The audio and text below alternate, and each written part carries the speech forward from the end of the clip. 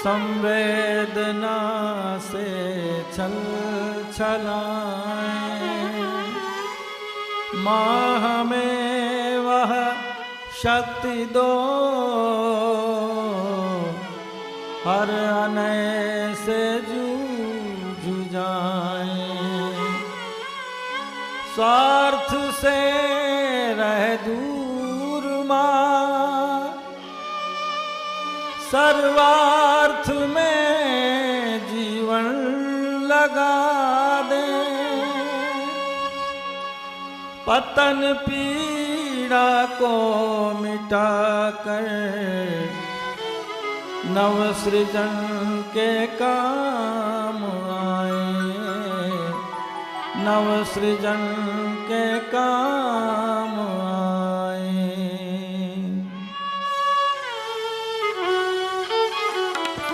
हमें भक्ति दो माँ, हमें शक्ति दो माँ, सतत साधना की तपन मांगते हैं। हमें भक्ति दो माँ, हमें शक्ति दो माँ, सतत साधना की तपन मांगते हैं। न धन धाम कुछ आपसे मांगते माँ, विमल ज्ञान की एक किरण मांगते हैं। न धन धाम कुछ आपसे मांगते माँ, विमल ज्ञान की एक किरण मांगते हैं। हमें भक्ति दो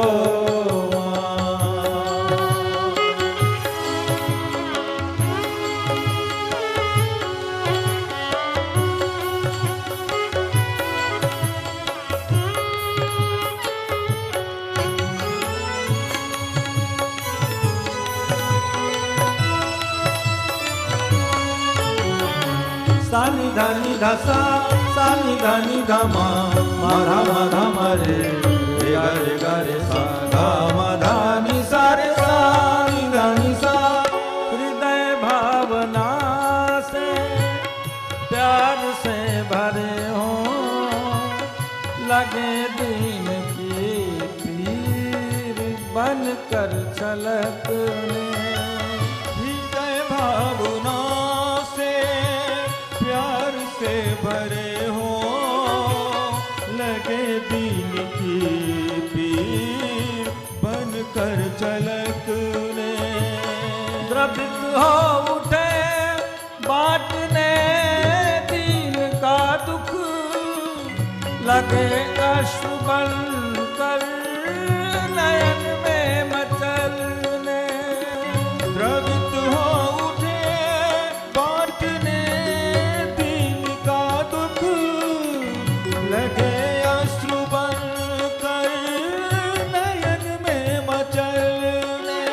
सारे संग गप मगर नहीं कामना वासना चाहिए माँ, सतत साधना का वरण मांगते हैं। नहीं कामना वासना चाहिए माँ, सतत साधना का वरण मांगते हैं। हमें भक्ति दो माँ।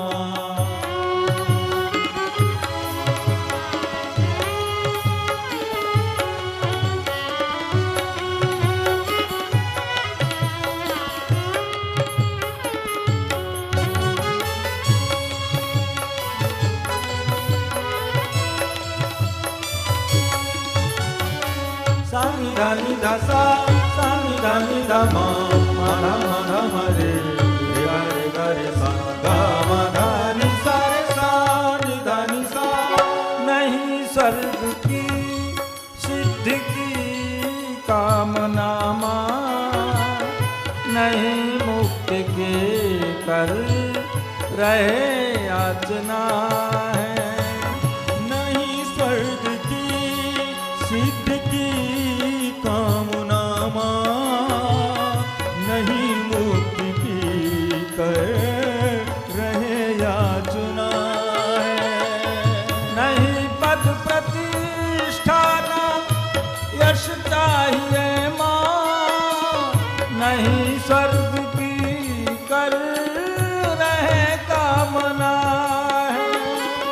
नहीं पद प्रतिष्ठा न यश चाहिए माँ, नहीं स्वर्ग की कर रहे कामना है। सारे संग धप मगर सा, अहं को गला कर करे प्रेम शिव को, विमल भक्ति का वर गहन मांगते हैं।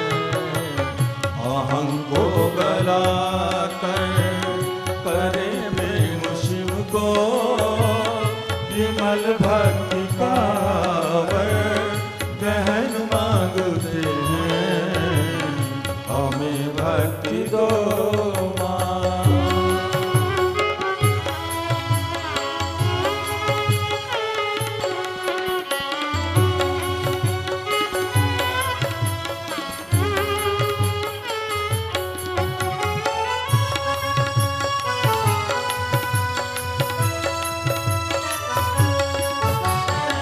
सानि धानि धसा सानि धानि धमा, माधा माधा मरे रे गरे गरे सा, गा धानि सारे सानि धानि सा। तुम्ही वेद माता, तुम्ही देव माता, तुम्ही विश्व माता, तुम्ही भगवती हो। तुम्ही वेद माता, तुम्ही देव माता, तुम्ही विश्व माता, तुम्ही भगवती हो। पतन पाप से मुक्त करने तुम्ही तो पतित पावनी हो, भागीरथी हो। पाप से मुक्त करने तुम्ही तो पतित पावनी हो, भागीरथी हो। सारे संदप मधप मगर सा, न वरदान अनुदान कुछ चाहिए माँ, तुम्हारे चरण में शरण मांगते हैं। न वरदान अनुदान कुछ चाहिए माँ, तुम्हारे चरण में शरण मांगते हैं। हमें भक्ति दो माँ।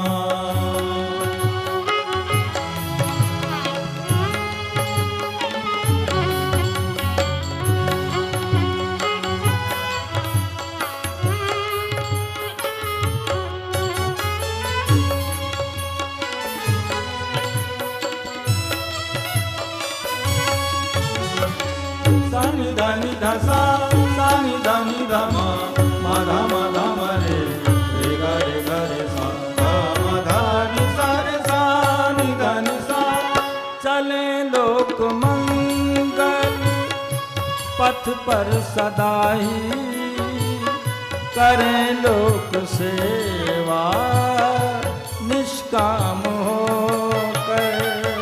चले लोक मंगल पथ पर सदा ही, करे लोक सेवा निष्काम होकर। जुटे युग सृजन में समय श्रम लगाकर, सृजन चेतना का प्रखर प्राण लेकर।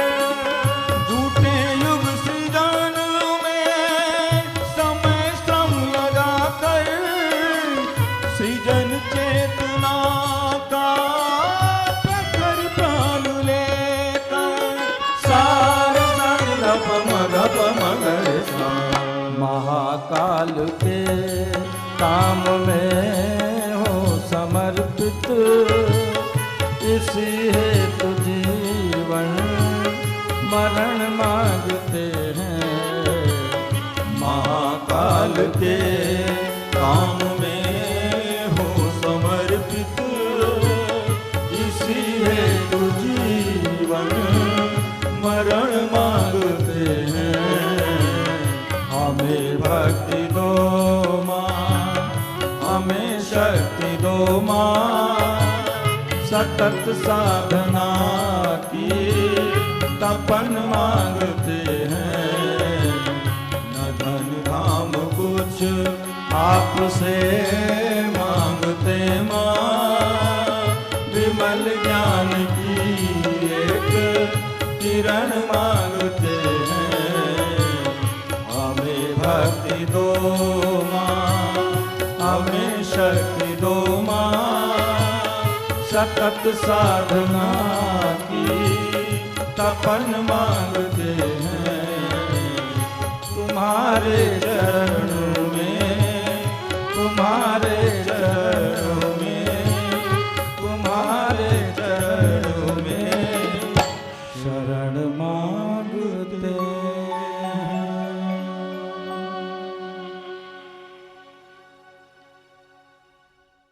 श्री रामचरितमानस में श्री राम वचनामृत आज का प्रथम दिवस है नवरात्रि का। सभी साधकों को चैत्र नवरात्रि की खूब खूब बधाई।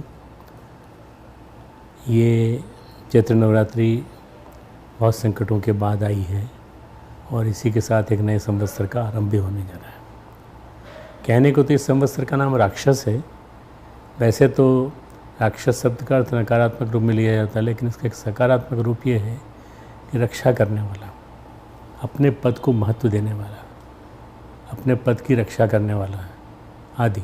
पिछले संवत्सर की घटनाओं की याद हम सबको है।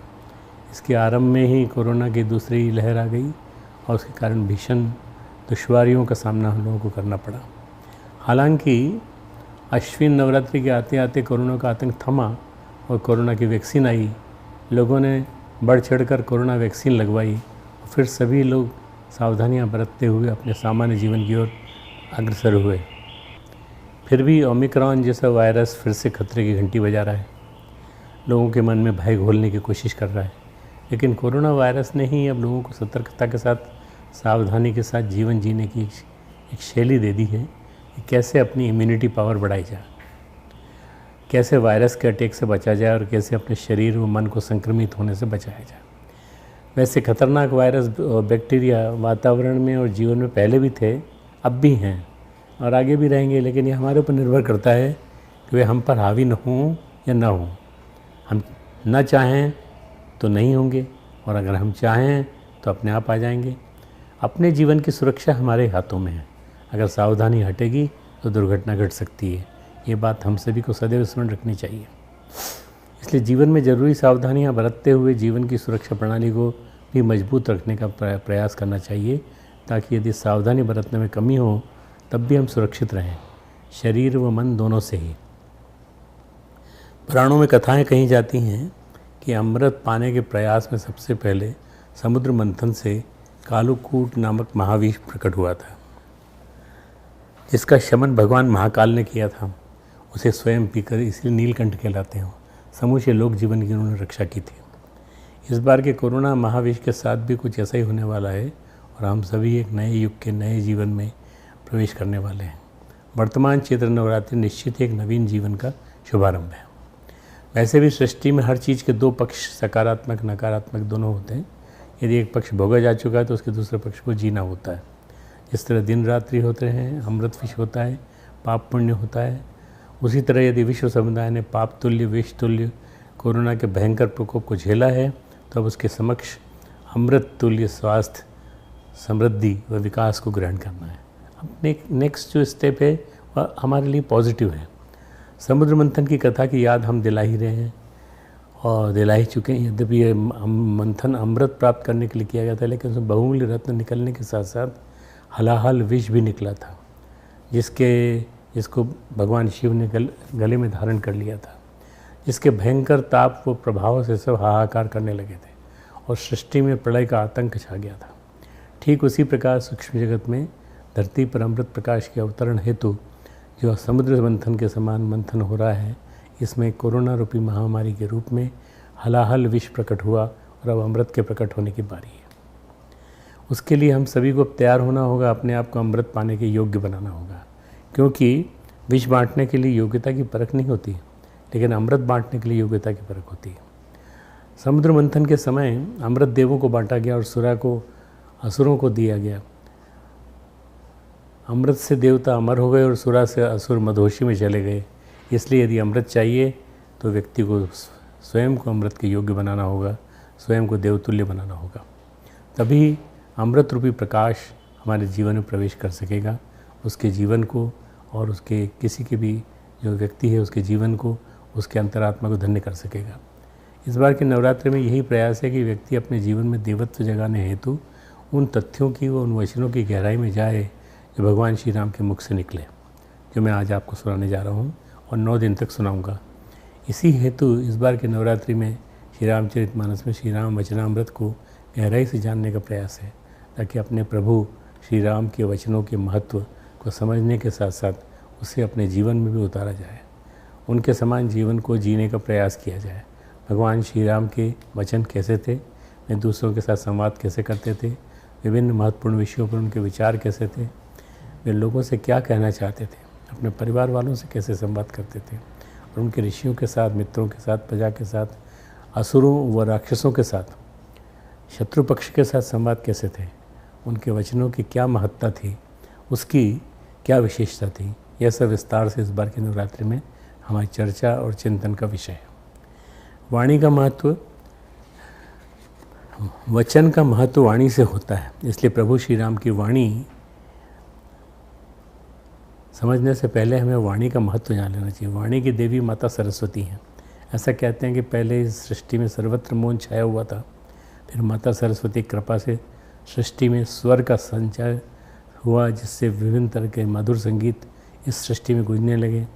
इस स्वर के संगीत और शब्द ये दोनों साथ साथ चलते हैं, क्योंकि माता सरस्वती कृपा से इस स्वर के संचार से ही सृष्टि के जीवों में वाक क्षमता विकसित हुई, बोलने की क्षमता, और वे अपनी मनोव्यक्ति, भावाभिव्यक्ति अपने अपने स्वरों के माध्यम से करने लगे। वाणी वह है जो किसी के भी मुख से स्वर रूप में बाहर निकलती है और उसके मन के भाव को उसके मन व बुद्धि अनुसार व्यक्त करती है।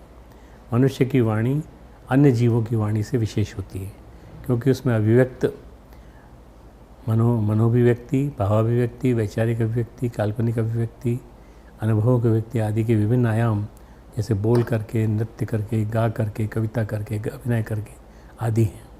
मनुष्य अपनी वाणी को भाषा व बोली का रूप दे देता है और फिर उसके द्वारा भांति भांति से अपनी भावाभिव्यक्ति करते हैं, जबकि अन्य जीव अपनी वाणी को भाषा या बोली का रूप नहीं दे सकते, वे एक्सप्रेस भी नहीं कर सकते अपने अंदर की बातों को। यही कारण है कि उनकी एक ही तरह की बोली या भाषा होती है। जैसे कुत्तों के बोलने की भाषा भौंकने के रूप में होती है, घोड़े की बोलने की अभिव्यक्ति निनाने के रूप में होती है, बिल्ली म्याऊं म्याऊं करके बोलती है, गाय व भैंसों का माँ माँ स्वर आता है, हाथी के बोलने का स्वर चिंगाड़ने के रूप में आता है, पक्षियों के बोलने का स्वर चहचहाने के रूप में होता है, कबूतर गुटरगू करके बोलते हैं, कौआ काँव काँव करके बोलता है, तोते सीटी बजाते हुए बोलते हैं, कोयल कुहू कुहू करके बोलती है। ये सभी पशु पक्षी चाह कर भी अपना स्वर नहीं बदल सकते। अभी आपने देखा होगा इस समय जब ये मधुमास चालू हुआ है, इसके साथ ही सारे पक्षी बहुत जल्दी जल्दी चारों तरफ बोलने लगे हैं, जबकि इससे पहले जब ठंड बहुत थी तब नहीं बोलते थे। मनुष्य इन सब भाषाओं को बोलने का प्रयास करता है, कर सकता है, उनकी नकल कर सकता है, लेकिन उनकी इस बोली को समझ नहीं सकता कि वे क्या कह रहे हैं, क्योंकि उनकी बोली का स्वर एक ही है, उसमें कोई भिन्नता नहीं है। हर बार वो एक ही स्वर को बार बार बोलते हैं, लेकिन वे इसी एक स्वर से अपने जैसे लोगों से बात करते हैं, जिसे उनकी जाति के लोग समझ जाते हैं। मनुष्य का छोटा बच्चा भी जब बोलना नहीं जानता, स्वरों को नहीं पहचानता, तो वह भी केवल एक ही तरह की आवाज़ निकालता है। उसी आवाज़ से वह हंसता है, रोता है, चीखता है, चिल्लाता है, गुस्सा होता है और विभिन्न तरह की अपनी भावनाओं को अभिव्यक्त करता है। उसके एक ही तरह के स्वर को भले कोई अन्य न समझ पाए, लेकिन उसकी माँ उसके उस इशारे को बड़ी प्रकार समझ जाती है कि कब उसे भूख लगी है, कब उसे आराम मिल रहा है, कब वो खुश है, कब वह दर्द कष्ट व पीड़ा में है। ध्यान से देखा जाए तो मनुष्य के शिशु व अन्य स्वरधारी पशु पक्षियों का एक वही स्वर भिन्न भिन्न स्थितियों में अलग अलग ढंग से निकलता है। जब वे परेशानी व कष्ट में होते हैं तो उनका वही स्वर तेज हो जाता है, अपना दर्द प्रकट करता है। जब वे खुशी में होते हैं तो उनका वही स्वर मृदु हो जाता है, अपनी खुशी प्रकट करता है। जब वे दुखी होते हैं तो उनका वही स्वर रोने के समान हो जाता है। इस तरह मनुष्य का बच्चा व अन्य पशु पक्षी अपना दुख, दर्द, कष्ट व प्रसन्नता एक ही स्वर से विभिन्न तरह से प्रकट करते हैं। जबकि मनुष्य का वही छोटा बच्चा जब बड़ा होता है तो धीरे धीरे बोलना सीखने लगता है, क्योंकि उसके कंठ में स्वर होते हैं।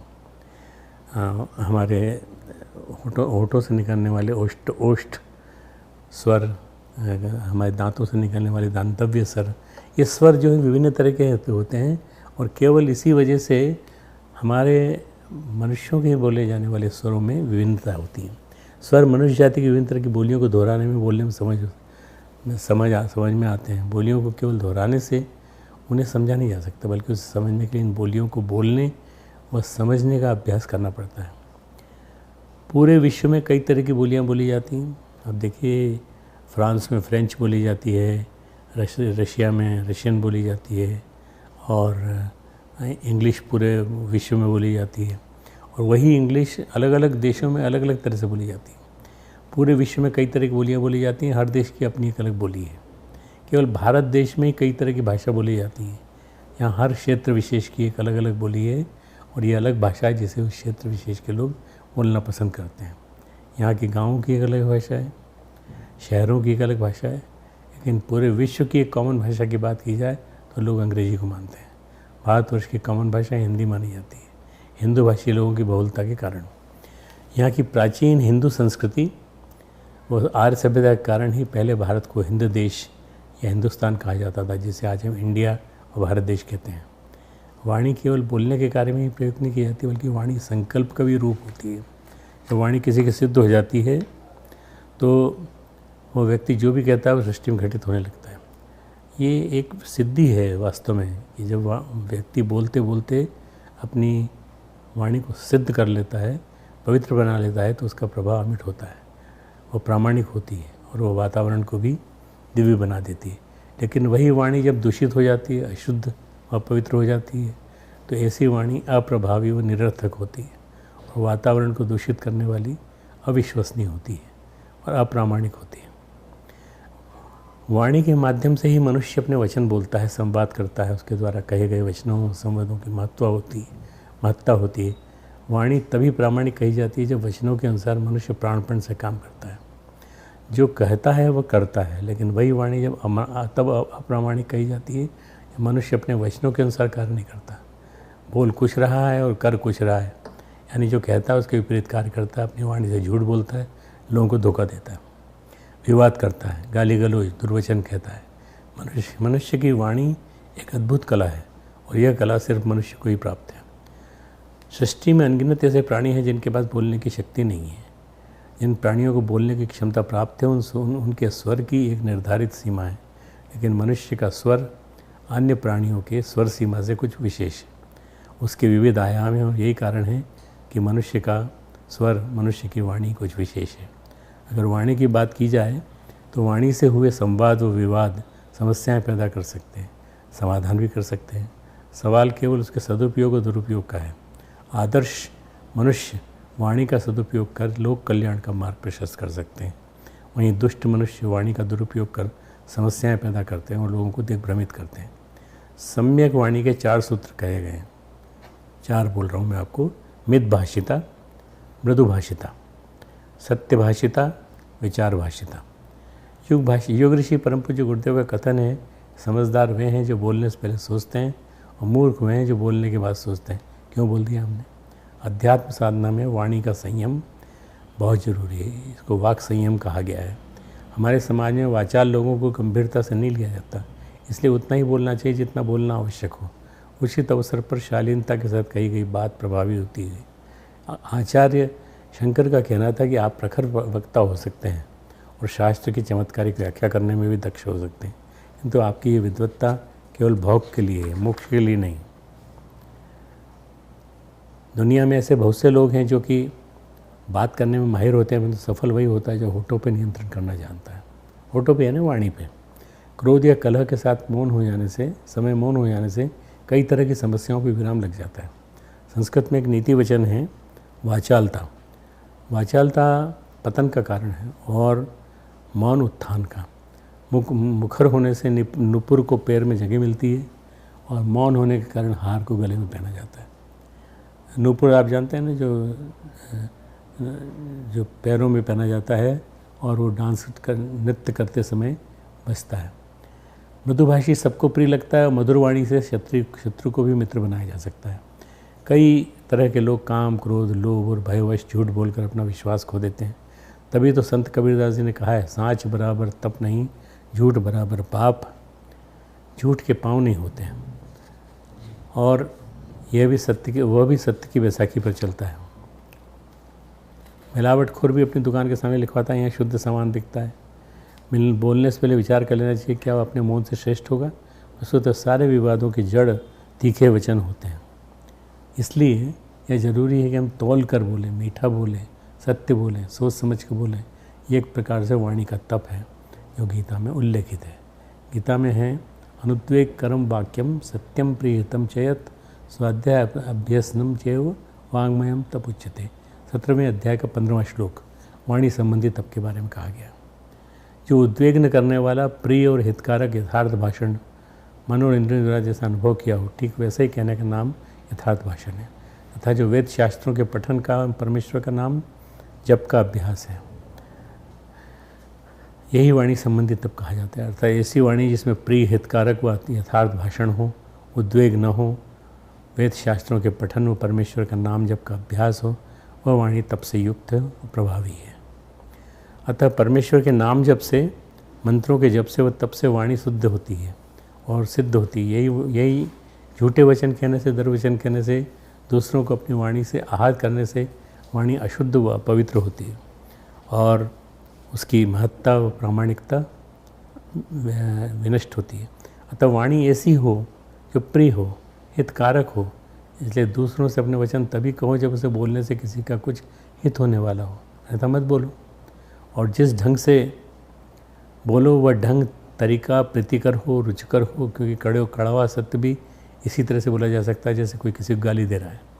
यदि कोई व्यक्ति अंधा है तो उसे अंधा कहकर न पुकारना झूठा नहीं है, लेकिन ये कड़वा सत्य है। एक प्रकार से दूसरों पर वाणी से किया जाने वाला तीखा प्रहार है।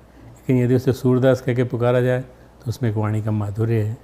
इस प्रकार वाणी का प्रयोग सत्य का ऐसा उपयोग है जो कटु सत्य को प्रिय वाणी को रूप देता है। अगर हम वाणी द्वारा सत्य कहकर दूसरों पर पत्थर फेंकने के समान चोट करते हैं तो उससे किसी का हित नहीं होता। इसलिए संवेदनशील बनकर अपनी वाणी से वही कहना चाहिए जो दूसरों के लिए प्रीतिकर हो। इसका अर्थ यह नहीं कि दूसरों से रुचिकर प्रीतिकर करने के लिए झूठ बोला जाए। इसलिए भगवान श्री कृष्ण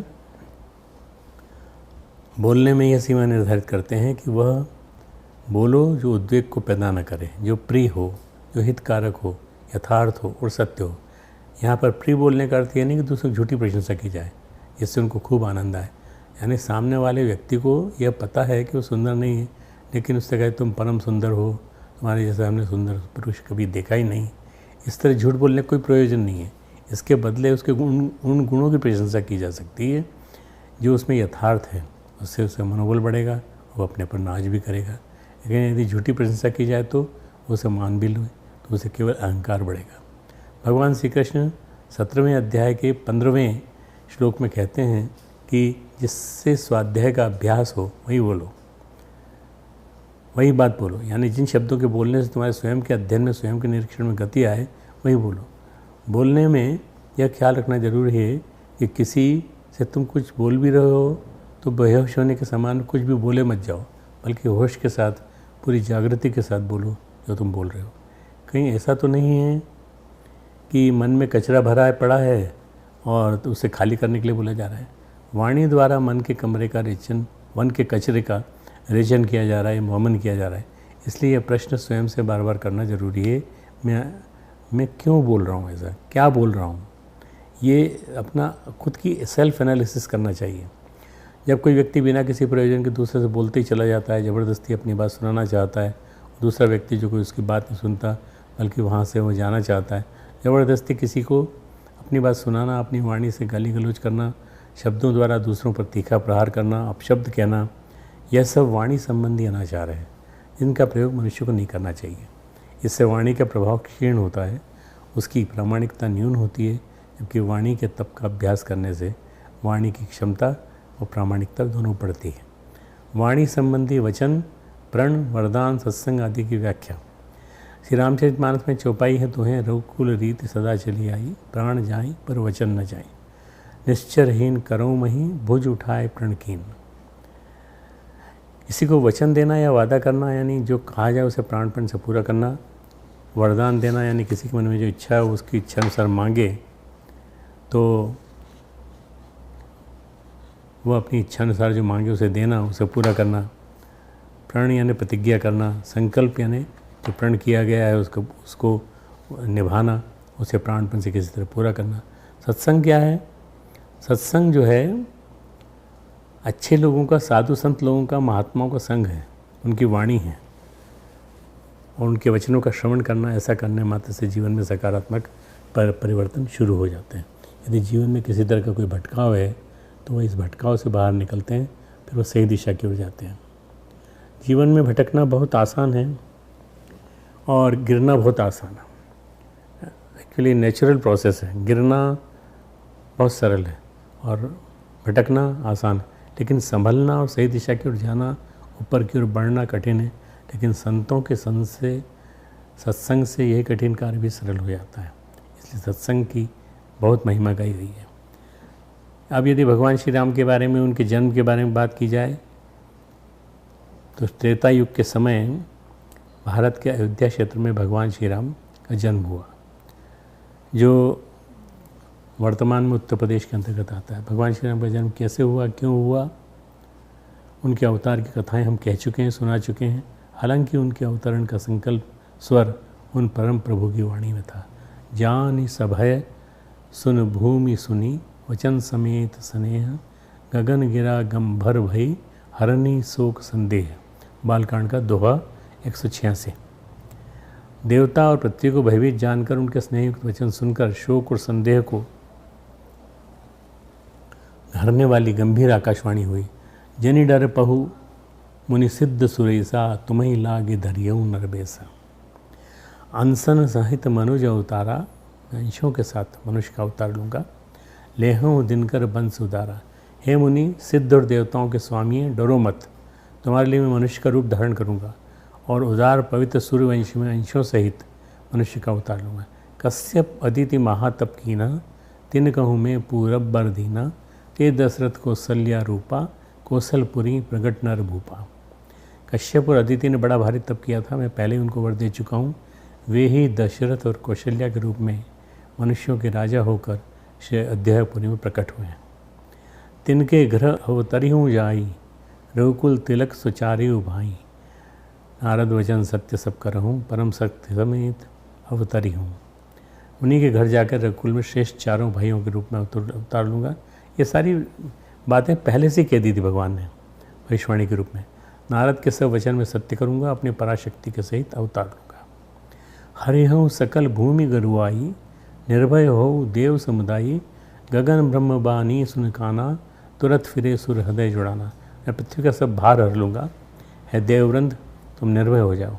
आकाश में ब्रह्म भगवान की वाणी को कान से सुनकर देवता तुरंत लौट गए, उनका हृदय शीतल हो गया।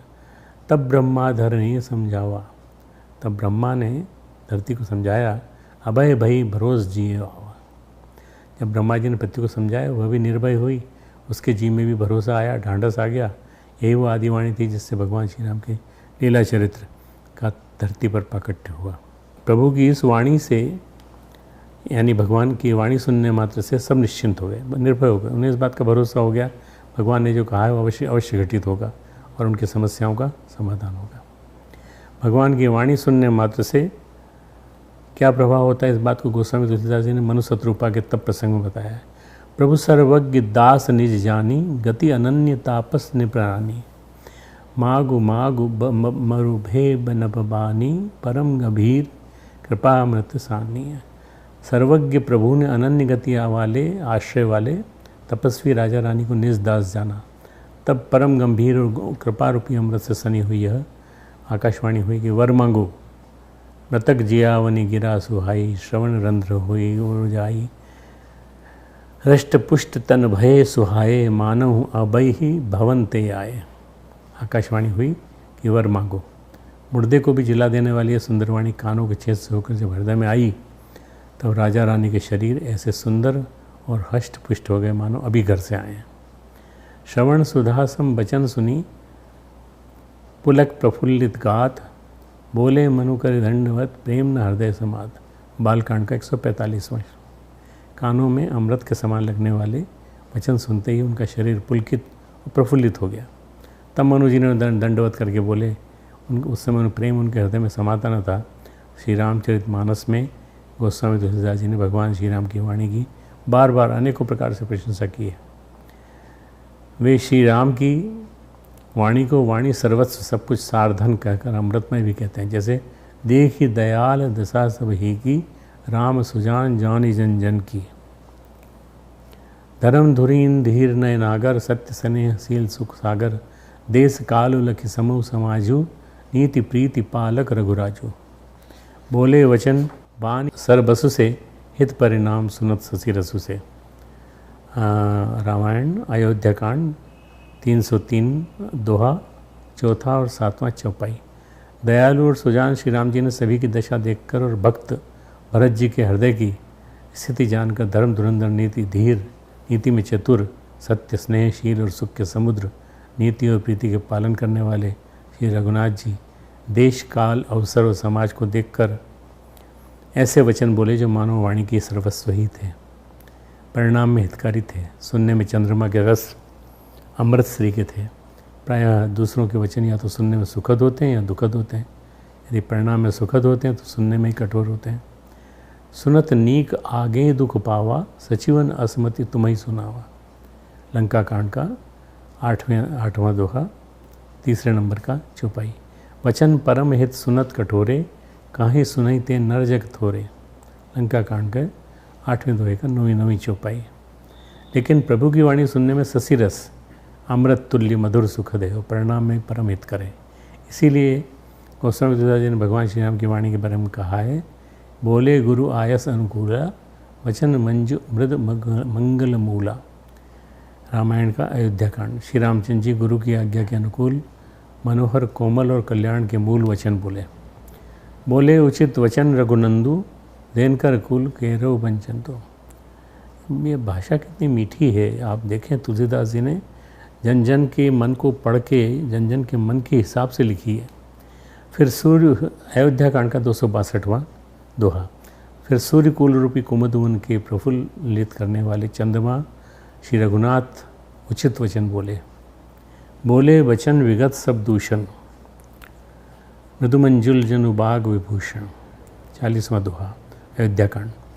श्री रामचंद्र जी मन में मुस्कुराकर सब दूषणों से रहित ऐसे कोमल और सुंदर वचन बोले जो मानव वाणी के भूषण ही थे। दीन बंधु सुन बंधु के वचन, दीन छलहीन, देश काल अवसर सरिस, बोले राम प्रभु। अयोध्या कांड का दोहा 314। दीन बंधु और परम चतुर श्री राम जी भाई भरत जी के दीन और छल रहित वचन सुनकर देश काल अमृत के अवसर के अनुकूल वचन बोले। एवं वस्तु कही रघुकुल नायक, बोले वचन परम सुखदायक।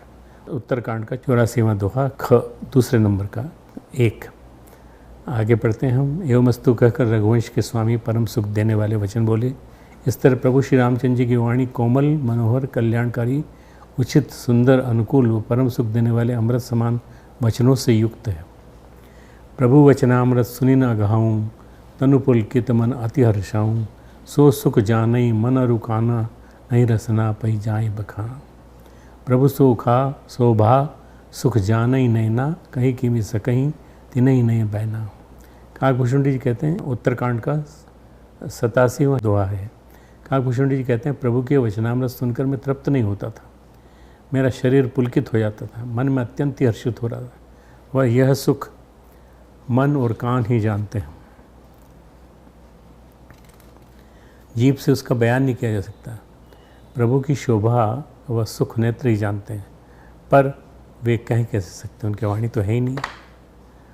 इस तरह सामान्य मनुष्य की वाणी में गुणों के साथ साथ दोषों की भी संभावना रहती है। शास्त्र, संत, विद्वान और ज्ञानीजन कहते हैं ये वाणी की प्रेरिका बुद्धि है। बुद्धि की प्रेरणा से हम वाणी से बोलते हैं। इस क्रम में सामान्य वाणी के 18 दोष कहे गए हैं। 18 दोष सुनाता हूँ आपको। निरर्थक शब्द जाल, अपेतार्थ, निरर्थक वाणी बोलना, अनेक वाक्यों में एक ही भाव को बार बार दोहराते चलना वाणी का दूसरा दोष है। ग्राम्य, अशुद्ध, अश्लील वाणी का प्रयोग तीसरा दोष है। इसी प्रकार आवश्यकता से अधिक कहना चौथा दोष, बहुत विस्तार से कहना पांचवा दोष। आपने देखा होगा आपके आसपास लोग हैं कई तरह से वाणी कहते हैं, तो उनकी वाणी में कितने प्रकार की होती हैं, ये सब हमारे आदरणीय गोस्वामी जी ने सब बताई हैं। पांचवा है बहुत विस्तार से कहना, छठा है कटु वचन कहना, सातवां है संदिग्ध वाणी में कहना, आठवां है दीर्घांत पदोच्चारण करना, नौवां है श्रोता से मुंह फेर कर बोलना, 10वां है असत्य बोलना, 11वां है त्रिवर्ग के अथवा चतुर्वर्ग के विरुद्ध बोलना, धर्म अर्थ काम मोक्ष के विरुद्ध, 12वां है कर्णकटु एवं 13वां है कठिनता से उच्चारण करने योग्य शब्द, 14वां है उल्टे पलटे ढंग से विपर्यस्त क्रम से कहना, अत्यंत न्यून, 15वां है अत्यंत न्यून अर्थात आवश्यकता से बहुत क्रम कहने की चेष्टा करना जिससे श्रोता को समझ ही न पाए, ऐसी वाणी बोलना। 16वां है निष्कारण बोलना, कई लोग ऐसे हैं जो बिना किसी कारण के बोलते हैं। 17वां है निष्प्रयोजन, बिना किसी प्रयोजन के बोलना। 18 है निरर्गल वाणी, ये वाणी के 18 दोष कहे गए हैं। आपने कभी सोचा था इतने तरह के दोष हो सकते हैं? पुनः आगे कहा गया कि काम, क्रोध, लोभ, भय, दैन्य, अनार्यता, हीनता, गर्व एवं दया से गदगद होकर बोलना, ये भी 9 दुर्बुद्धिजन्य वाक्य दोष हैं। श्रोता या वक्ता इन दोनों में से किसी के भी कपटपूर्वक भाषण करने से यथार्थ बात छिप जाती है। कपटपूर्वक भाषण करने से यथार्थ बात छिप जाती है, अतः शुद्ध रीति से अंतर हृदय की बात कहनी उचित है। जो कुछ कहना है शुद्ध रीति से कहो, अंतर हृदय की बात कहो। इसके अतिरिक्त अन्य ग्रंथों में जो वाणी के गुण कहे गए हैं वो इस प्रकार हैं: श्लेष, प्रसाद, समता, मधुरता, सुकुमारिता, अर्थ की सुस्पष्टता, कांति, उदारता, उदात्तता, ऊर्जस्वलता, मैं जो बोल रहा हूँ ऊर्जस्वलता, प्रियता, श्रेष्ठ शब्द, समाधि, सूक्ष्मता, गंभीरता, अर्थ की व्यापकता, संक्षिप्त में बहुत करने की शैली, भाविकता, गति, रीति, उक्ति एवं प्रौढ़ी, ये वाणियों के गुण हैं और ये सभी गुण श्री रामचंद्र जी की वाणी में निहित हैं और उनकी वाणी ऊपर बताए गए वाणी के 18 दोषों से भी मुक्त है। योग वाशिष्ठ के प्रथम अध्याय वैराग्य प्रकरण 32वें सर्ग में कहा गया है कि श्री रामचंद्र जी की वाणी के संदर्भ में वदत्येवं मनोमोह निवृत्ति करम वचः रामे रामे राजीव पत्राक्षेप क्षेत्र तस्मिन् राजकुमार के उपदिशामृत सुंदर मादरादधि कतोत्तमता प्रतेश यत् कथितवानुचितं रघुनंदनः सबदि तेन वयम प्रतिबोधिता। सभा में कमल के सदृश नेत्र वाले राजकुमार श्री रामचंद्र जी द्वारा मन को मोह ले नष्ट करने वाले वचन कहने पर वहाँ बैठे हुए सब लोग आश्चर्य सागर में गोते खाने लगे। श्री रामचंद्र जी की वाणी सुनने के लिए मानो खड़े हुए उनके रोकटों से उनके कपड़े छिद गए। वैराग्य की वासना से उनके कितने एक अलंकारिक विवेचन है। वैराग्य की वासना से उनके संसार के कारणभूत राग द्वेष आदि संपूर्ण वासनाएं नष्ट हो गईं और वे क्षण भर के लिए अमृत सागर की तरंगों में ओतप्रोत हो गए। उस समय राजकुमार श्री रामचंद्र जी की वाणी सुनकर पशु पक्षी सब मुग्ध हो गए। अब भगवान हैं, उनकी बात जो सुनी तो पशु पक्षी भी मुग्ध हो गए। उनके अमृतमय वचनों को सुनकर घोड़े घास खाना बंद कर गए और रानियां गवाक्ष से देखते हुए चित्रलिखित से खड़ी सी रह गई। पिंजरों के पक्षी, कीड़ा, मृग सभी निस्पंदित होकर उनकी वाणी सुनने में लग गए। सिद्ध, गंधर्व, किन्नर सभी ऋषि मुनिगण भी तल्लीन होकर उनकी शब्दावली में खो गए। गंधर्वों को श्री रामचंद्र जी की वाणी में गीत का स्वारस्य, मुनियों को दर्शन का तत्व, स्त्रियों को, पशु पक्षियों को भी उसमें मंत्र में मधुर आकर्षण दिखा। जब श्री रामचंद्र जी वैराग्य प्रकरण संबंधी मधुर गंभीर वचन कहकर चुप हो गए, तब चारों ओर से उनके प्रशंसा के पुल बन गए। वाह वाह से आकाश गूंज उठा। साथ साथ सिद्धों ने उन पर आकाश से प्रकाश वृष्टि, पुष्प वृष्टि की और उनका यह आपस में वार्तालाप हुआ कि हम लोग सृष्टि के आरंभ से लेकर सृष्टि के इस छोर, स्वर्ग के इस छोर से उस छोर तक अनेक सिद्धों में विचर रहे हैं, पर हमने आज ही कानों को अमृत के समान प्रिय लगने वाले वेदों के सारभूत ये वचन सुने हैं। विरक्त होने के कारण रघुवंश दीपक श्री रामचंद्र जी ने जो उदार वचन कहे उन्हें वाचस्पति भी नहीं कह सकते, जो बहुत ज़्यादा विद्वान है वो भी नहीं कह सकते। खेद है कि जिन लोगों ने ऐसे वाक्य नहीं सुने उनका जन्म वृथा है, बेकार है सब। यह बड़े सौभाग्य की बात है कि हमें श्री रामचंद्र जी के मुखारविंद से निर्गत एवं चित्त को अत्यंत आह्लादित करने वाले वचन सुनने को मिले। श्री रामचंद्र जी ने शांतिप्रद, अमृत के समान सुंदर और जाति कुल चरित्र धर्माभिज्ञता आदि द्वारा प्राप्त उत्तमता के द्योतक जो वचन आदरपूर्वक कहे, उनसे हमको भी तुरंत स्वर्ग आदि के सुखों में कुछ भी सार नहीं ज्ञान हो गया। योग वशिष्ठ में आया है। प्रथम अध्याय वैराग्य प्रकरण में 33वें सर्ग में सभा में आए हुए सिद्धों द्वारा श्री रामचंद्र जी के वचनों का जो प्रशंसा की जाती है वह इस प्रकार है। अहो बत कुमारेण कल्याण गुणशालिनी वागुक्ता परमोदारा वैराग्य गर्भिणी परिनिष्ठ वक्तव्यम सुबोध मुचितम स्फुटम उदारम प्रिय मार्यामहम विहल्लोपि स्फुटम अभिव्यक्त पदम स्पष्टम चतुष्टमत करोति राघव प्रोक्त वचः कस्य न विस्मयम। बड़े आश्चर्य की बात है कि राजकुमार श्री रामचंद्र जी कल्याण गुणों से कहे जाने वाले उत्तमोत्तम, उत्तम में भी उत्तम 16 गुणों से शोभायमान वैराग्य रस से परिपूर्ण बड़ी उदार वाणी कही। उक्त वाणी में वक्तव्य अर्थव्यवस्था के साथ पदार्थों का तत्वबोध भी है, अर्थात केवल कपोल कल्पना से पदार्थों की व्यवस्था नहीं की गई है। अतएव यह विद्वानों की सभा में स्थान पाने योग्य है। इसके वर्ण स्फुट है, यह वाणी उत्कृष्ट है, विपुल भाव से गंभीर है, हृदय को आनंद देने वाली है, पूज्य महात्माओं के योग्य है और चित्त की चंचलता आदि दोषों से रहित है। जैसे इसके वर्ण स्फुट हैं वैसे अर्थ भी स्फुट हैं। उसकी संपूर्ण पद व्याकरणों से नियमों से संस्कृत है। यह हितकारिणी है, गत ग्रस्त आदि दोषों से रहित है और ये तृष्णा के विनाश से उत्पन्न संतोष के सूचक है। अतः श्री रामचंद्र जी द्वारा उक्त यह वाणी किसको आश्चर्यमग्न नहीं करती। सैकड़ों में से किसी एकाध को की वाणी संपूर्ण वक्ताओं की अपेक्षा सर्वांश में उत्कृष्ट चमत्कार से परिपूर्ण, अतएव अभिष्ट अर्थ को प्रकट करने में सर्वथा समर्थ होती है। कवितावली में गोस्वामी तुलसीदास जी श्री रामचंद्र जी की वाणी के माधुर्य के संबंध में कहते हैं, सुख पाइए कान सुने बतिया कल आपस में कुछ पे कही है। कवितावली का दूसरे का 23वां। वनवासिनी स्त्रियाँ श्री रामचंद्र जी की शब्दावली व उनकी मीठी वाणी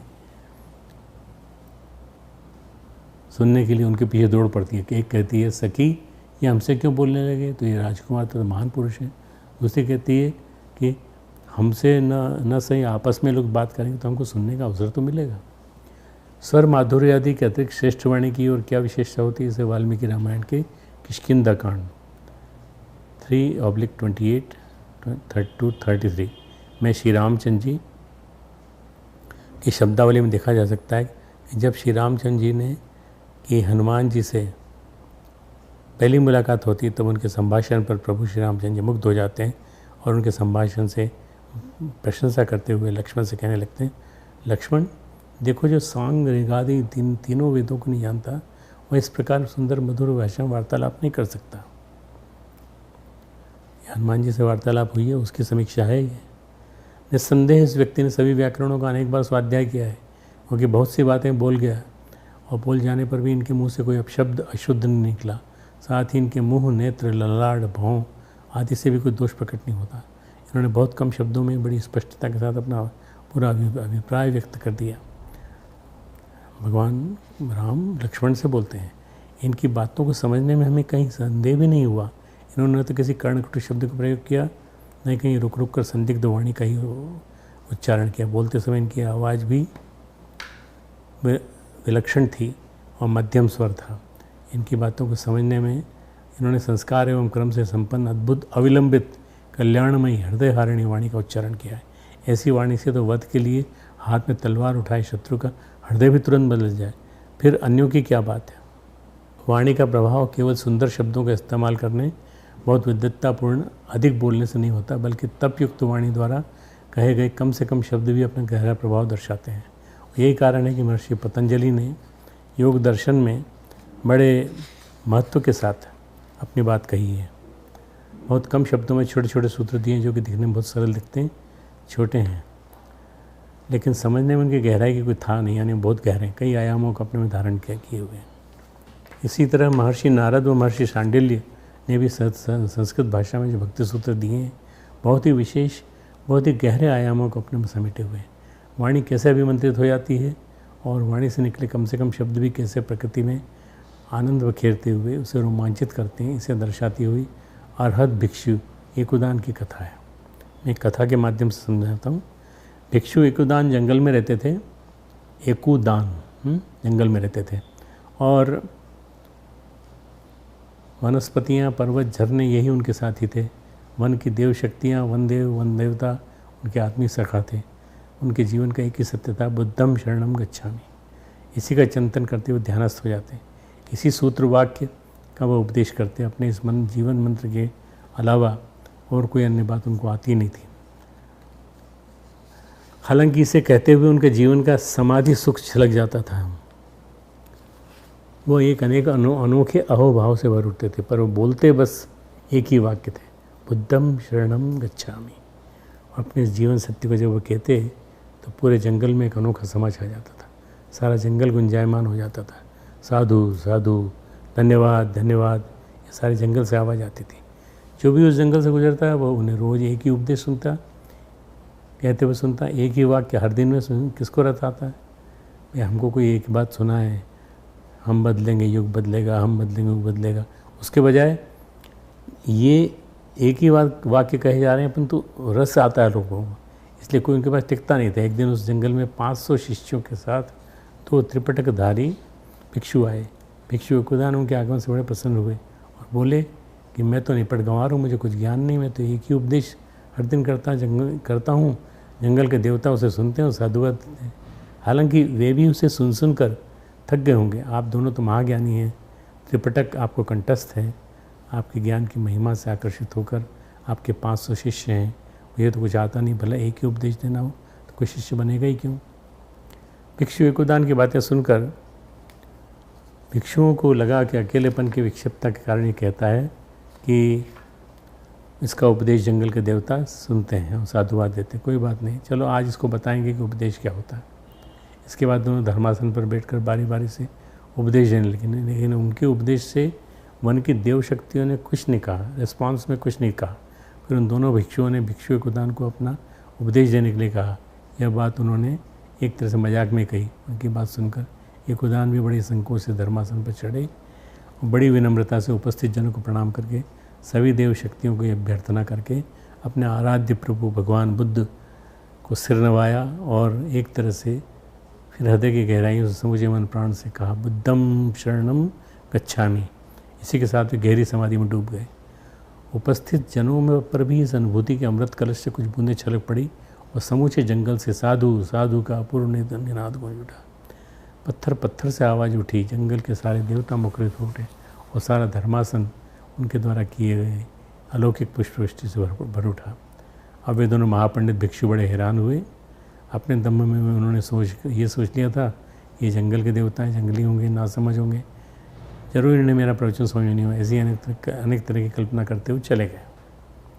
जब बुद्ध संघ में घटना प्रचारित हुई तो भगवान बुद्ध ने स्वयं कहा, भिक्षु एकुदान के लिए बुद्धम शरणम गच्छामि एक वाक्य नहीं बल्कि अनुभूति है, और अनुभूति के पलों में निहार कर देवता धन्य होते हैं।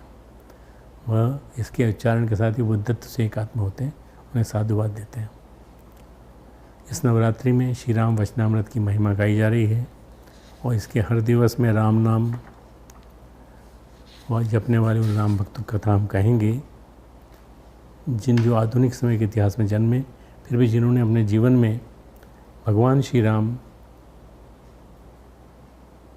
के दर्शन किए, उन्हें अपनी भक्ति निवेदित की। आज एक राम भक्त रामदास काठिया बाबा की कथा कहकर अपनी बात समाप्त करेंगे। आज से लगभग 150 वर्ष पूर्व अमृतसर ज़िले के लोना चमारी गांव से कुछ दूर पेड़ के पास बैठे एक परमहंस से 4 साल के बालक ने बड़ा वार्तालाप किया। महाराज, तुमको इतना बड़ा बनाने वाली चीज़ कौन सी है, इसके कारण इतने सारे लोग आगे भक्तिपूर्वक तुम्हारे चरणों में प्रणाम करते हैं? तो बोले, वत्स व वस्तु श्री राम नाम है। राम नाम ने ही मुझको इतना बड़ा बनाया है। राम नाम लूँ तो क्या मैं भी इतना बड़ा बन जाऊँगा? हाँ वत्स, राम नाम लोगे तो तुम भी इतने बड़े हो जाओगे। इतना सुनते बालक, आपको मालूम होगा कि राम जो है उनका नाम राम राम जो है ये एक मंत्र है। यही बालक आगे चल के प्रसिद्ध महात्मा रामदास काठिया बाबा हुआ। काठिया बाबा के पिता निष्ठावान ब्राह्मण थे। बालावस्था में यथासमय उनका उपनयन हुआ। फिर उन्हें पढ़ने के लिए दूसरे गांव गुरु के यहाँ भेज दिया गया। तीक्ष्ण बुद्धि के कारण वे बहुत थोड़े समय में पाठ याद कर लेते थे। फिर एकांत में बैठकर राम नाम का जप किया करते। 17-18 वर्ष की उम्र में जब वे पढ़ लिख कर अपने घर लौटे तो अपनी सभी पुस्तकों को बांध कर एक तरफ रख दिया और गीता को हृदय से लगा के रखा। फिर एकांत में बैठकर गायत्री मंत्र सिद्ध करने के लिए यथाविधि उसका मंत्र जप करने लगे। प्राय 1 लाख मंत्र जप हो जाने पर एक दिन गायत्री माता ने आकाश मंडल में आविर्भूत होकर उन्हें आदेश दिया, वत्स तू अब बाकी का जप श्री ज्वालामुखी में जाकर पूरा कर और वर ग्रहण कर। रामदास ने कहा, माता, संतान पर तुम्हारी कृपा प्रतिष्ठित बनी रहे, बस यही प्रार्थना है। भगवती गायत्री एवं अस्तु कहकर अंतर्धान हो गई। इस घटना के बाद ज्वालामुखी की ओर जाते समय एक दिव्य कांति ज्योतिर्मय पुरुष उन्हें मिले और रामदास जी उनकी शरण हुए। इन महात्मा ने कृपापूर्वक रामदास को शिष्य रूप में ग्रहण कर लिया। इनका नाम था स्वामी देवदास। ये निम्बार्क संप्रदाय के पूर्वाचार्य थे। पुत्र के संन्यास की खबर पाकर उनके पिता आए और उनके गुरुदेव से अनुनय विनय करके कुछ दिनों के लिए रामदास जी को घर ले गए। अत्यधिक स्नेहवश माता सदर होती थी। इससे साधना विघ्न होता देखकर ही घर से निकल गए। फिर कभी जीवन भर अपने गांव वापस नहीं गए। फिर ये अपने गुरुदेव की सेवा में रखकर उनकी आज्ञानुसार साधना करने लगे। जो गुरुदेव चाहते थे उनकी वो सेवा करते थे। ये समय समय पर उनकी बड़ी कठिन परीक्षा ली उनके गुरु ने। बार बार घूमते घूमते गुरु शिष्य हिमालय में जा पहुँचे। वहाँ उनके गुरुदेव कुटिया में जाकर रहने लगे।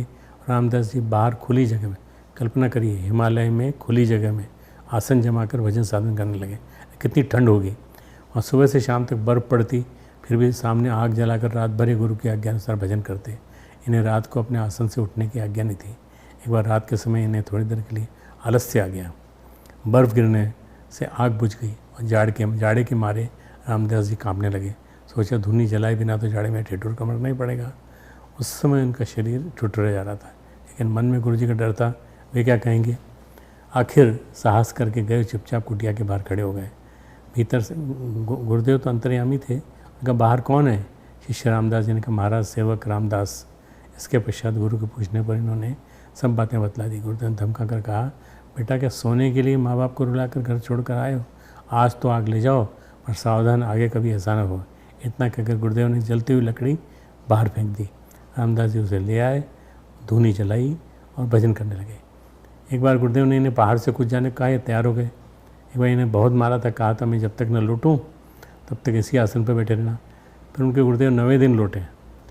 रामदास जी 8 दिन 8 रात एक आसन पर बैठे रहे। इस तरह बड़ी बड़ी कठिन परीक्षाएं देकर अंत प्रसन्न होकर उन्होंने कहा, वत्स तुम्हारी सभी परीक्षाएं पूरी हो गई। अब तुम इसी शरीर से भगवत स्वरूप को प्राप्त हो गए। रिद्धि सिद्धि तुम्हारे चरणों में लौटेगी। गुरुदेव के अंतर्धान के बाद रामदास जी ने 8 बार पैदल चलकर भारत के सब तीर्थों में उन्होंने यात्रा की और उन्हें भरतपुर के सैलानी कुंड पर भगवान का साक्षात्कार हुआ। इसके संबंध में वो कहते हैं, रामदास को राम मिले हैं सैलानी के कुंडा, संत सदा ये सच्ची माने झूठी माने गुंडा।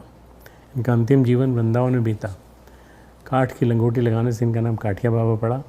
यही साधु महात्मा आपके प्रभाव को देखकर आपको ब्रज विदेही कहने लगे।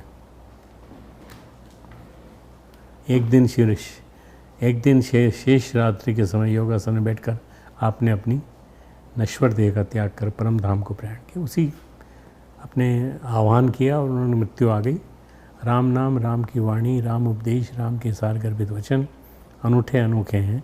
आज की बातें भूमिका प्रकरण तक सीमित रह सकी। कल से इस चर्चा का यानी श्री राम वचनामृत का विस्तारित क्रमानुसार कहा जाएगा।